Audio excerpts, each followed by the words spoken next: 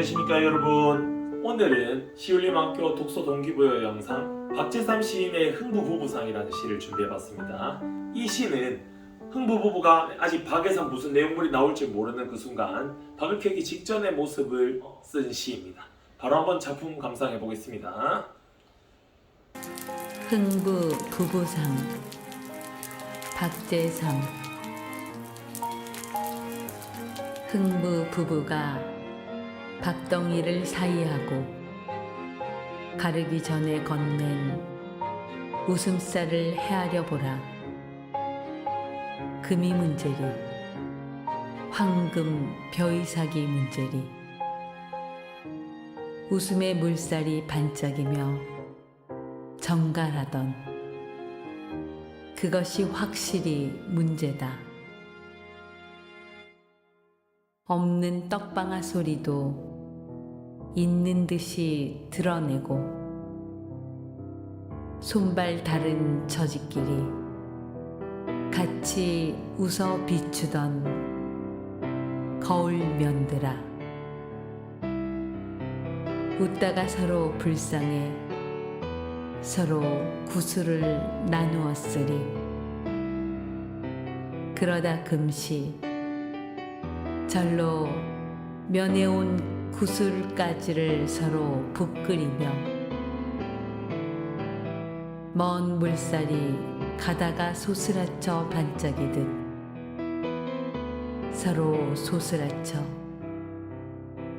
본 웃음 물살을 지었다고 헤아려 보라.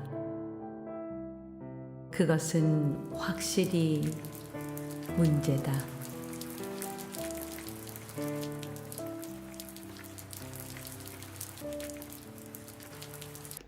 오늘도 문제의식을 하나 들고 갔으면 좋겠는데요. 우리 시선은 자극적인 것에만 쏠려 있다는 특징입니다. 흥부부부가 박을 켜는 장면에서 우리는 박에서 나오는 산더미 같은 보물, 고래등 같은 기앗집, 이 시에서 말하는 황금 벼이삭과 같은 그런 자극적인 것, 어떻게 보면 좀 욕망친화적인 것에만 초점이 맞춰져 있는 것 같습니다. 이런 가운데 우리는 어떻게 해야 될까를 시인이 말해주는데 한번 바로 살펴보도록 하겠습니다. 시인은 이런 우리에게 흥부부부가 박덩이를 사이하고 가르기 전에 건넨 웃음살을 헤아려 보라 라고 합니다. 돈이 아니라 웃음살을 헤아려 보라고. 금이 문제일까? 황금벼이삭이 문제일까? 웃음의 물살이 반짝이며 정갈하던 그것이 확실히 문제라고 하는데, 여러분, 문제라고 하니까 뭔가 좀 찜찜한 느낌이 듭니다. 뜬금없이 문제라. 여기서 문제라는 단어는 우리 시선을 이동시키는 장치. 예를 들어 어떤 사람이 와서 이렇게 말을 하는 겁니다. 너는 실력은 좋은데 인성이 문제야 하면 이 사람은 하루 종일 어떤 생각을 하게 됩니까? 인성에 관한 생각만 계속 하게 됩니다. 즉, 이 사람의 모든 시선과 사고방식 초점은 다 자기 인성에 맞춰지게 됩니다. 그러므로 저는 새롭게 제안하는데, 이 시에서 문제라는 단어 대신에 중요한 것이라는 단어를 넣어서 읽어봤으면 좋겠습니다. 금이 중요한 것이리, 황금벼이삭이 중요한 것이리, 웃음의 물살이 반짝이며 정갈하던 그것이 확실히 중요한 것이다. 금도 중요하지 않고 벼이삭도 중요하지 않다. 두 사람이 서로의 얼굴을 바라보며 환하게 기쁨의 미소를 짓는 것이 가장 중요한 것이다 라고 우리의 시선을 이동시켜주고 있습니다. 어떻게 보면 가치관의 무게중심을 이동시켜주는 것이라고도 볼 수 있습니다. 다음 단락으로 가보겠습니다. 없는 떡방아 소리도 있는 듯이 드러내고 손발 다른 처지끼리 같이 웃어 비추던 거울 면들아. 자극적인 단어만 따라오면 된다고 했죠. 거울이라고. 거울이 뭐냐? 내가 웃으면 거울에 있는, 어떻게 보면 상대방도 웃고, 내가 울면 거울에 있는 상대방도 웁니다. 즉 뭐냐? 흥부부부는 서로의 마음에 깊이 공감하고 서로의 마음이 깊은 일치를 이룬 상태구나. 서로 거울처럼 한 명이 슬퍼하면 같이 슬퍼하고 한 명이 즐거워하면 같이 즐거워하는 아름다운 공동체를 이루고 있구나 라는 생각이 들었습니다. 웃다가 서로 불쌍해 서로 구슬을 나누었으니 서로의 눈물을 구슬이라고 표현하고 있습니다. 눈물을 아주 아름답게 가치 있는 것으로 표현했다는 것입니다. 흥부부부의 일대기를 보면 놀부네 집에서 안타깝게도 이렇게 외면받고 쫓겨나고 자기들도 먹고 살기 힘든 처지에 제비의 부러진 다리를 돌봐주고 은혜를 갚은 제비로 인해서 닭이 열리자 이제 드디어 함께 해결하는구나 이런 소박한 삶을 살고 있다는 것을 알 수 있습니다. 슬퍼할 때는 함께 슬퍼하고 기뻐할 때 함께 기뻐하는 그렇게 서로의 눈물을 나누고 웃음을 나눌 수 있는 공동체의 모습이 그려지고 있습니다. 즉 시인은 어떤 얘기를 해주고 싶었다는 얘기인가요? 반짝이는 금은보화보다 서로의 아픔을 헤아리는 눈물이 더 아름답다고 표현한 것은 아닐까? 그래서 눈물이 굿을 같다고 표현한 것은 아닐까?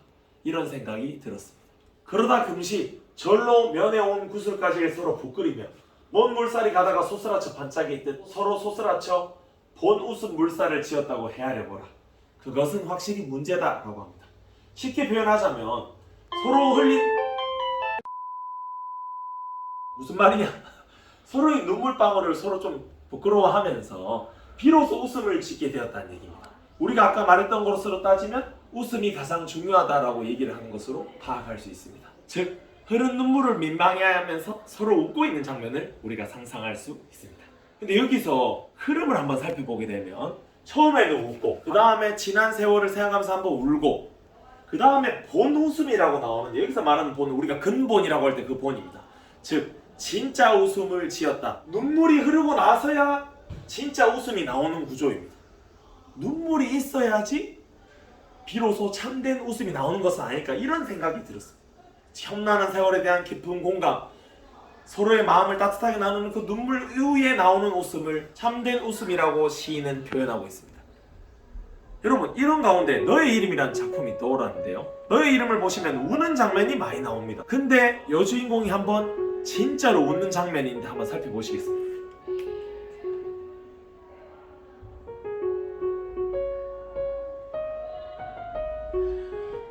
지난 세월 동안 서로를 만나지 못하고 울면서 서로 방황을 하며 서로의 존재를 찾아가다가 비로소 만나게 됐을 때 나오는 이 참된 웃음을 보십시오.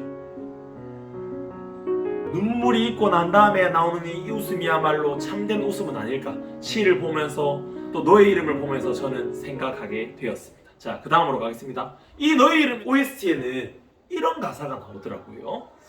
기쁜데 눈물이 나는 것, 슬픈데도 웃음이 나는 것, 너의 마음이 너를 앞질렀기 때문이다. 여러분 그렇습니다. 흥부와 아내 또한 서로의 마음이 각자의 존재를 앞질러서 서로 공감해주고 있고 그렇게 아름답고 끈끈한 공동체를 이룬 것은 아닐까 라는 생각을 하게 되었습니다. 우리 또한 살아가면서 금은보화 등의 돈도 중요하지만 서로의 마음을 헤아리는 법을 먼저 연습하는 사람이 되었으면 좋겠다는 생각을 했습니다. 그렇게 더욱 아름답고 따뜻한 공동체를 만드는 것이 금은보화와 같은 자극적인 것보다 더 중요한 것은 아닐까, 그것이야말로 확실히 중요한 것은 아닐까 라는 생각을 하면서 박재삼 시인의 흥부후부상 입체남도 마치도록 하겠습니다. 여러분 들어주셔서 감사합니다.